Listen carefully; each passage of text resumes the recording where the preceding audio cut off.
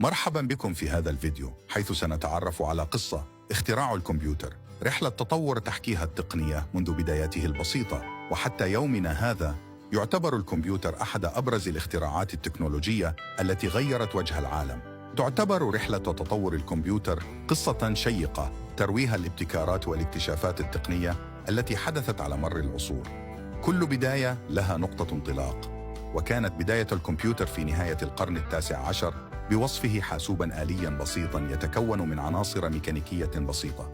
ومع تقدم العلم والتكنولوجيا بدأت المفاهيم الأساسية للحوسبة تتطور بخطى ثابتة، من الحواسيب الضخمة التي كانت تحتاج إلى مساحة كبيرة إلى الحواسيب المحمولة الصغيرة التي يمكن حملها في الجيب.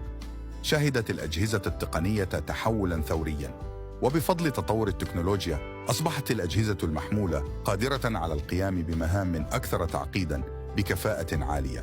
لا يمكن إنكار أن الكمبيوتر أثر بشكل كبير على جميع جوانب الحياة اليومية، من التعليم إلى العمل وحتى الترفيه. أصبح الكمبيوتر جزءاً لا يتجزأ من حياتنا، ومع توسع استخدام الإنترنت وتطور التطبيقات الذكية أصبح التفاعل مع الكمبيوتر أكثر سهولة ويسراً. يبدو أن مستقبل الحوسبة مشرقاً، حيث يتوقع العديد من الخبراء مزيداً من التطور والابتكار في هذا المجال. من تطوير التكنولوجيا إلى تحسين الذكاء الاصطناعي، ينظر إلى المستقبل بتفاؤل وتطلع.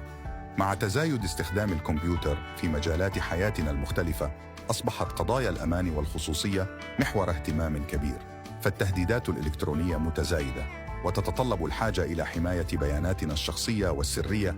استراتيجيات وتدابير أمنية متقدمة. لا يزال الباحثون والمهندسون يعملون بجد لابتكار وتطوير تكنولوجيا الكمبيوتر، وهذا يتضح من تقديمهم لحلول مبتكرة وتطبيقات متطورة. فمن المحتمل أن نرى في المستقبل القريب مزيداً من الابتكارات التي تجعل استخدام الكمبيوتر أكثر فعالية وسهولة. باختراع الكمبيوتر شهدنا تغييرات جذرية في طريقة تفكيرنا وتفاعلنا مع العالم من حولنا. إنها قصة نجاح تبرز قوة الإبداع والتطور التكنولوجي في تحقيق التقدم والازدهار. من خلال استكشاف تاريخ الكمبيوتر وتأثيره على الحياة اليومية، ندرك أهمية الابتكار والتطوير المستمر في هذا المجال لضمان مستقبل مشرق ومزدهر للبشرية. بهذا ننهي رحلتنا في عالم الكمبيوتر، حيث يبقى الاستكشاف والتطوير جزءاً لا يتجزأ من رحلتنا نحو المستقبل. شكراً لمشاهدتكم. لا تنسوا الاشتراك لمزيد من القصص الملهمة.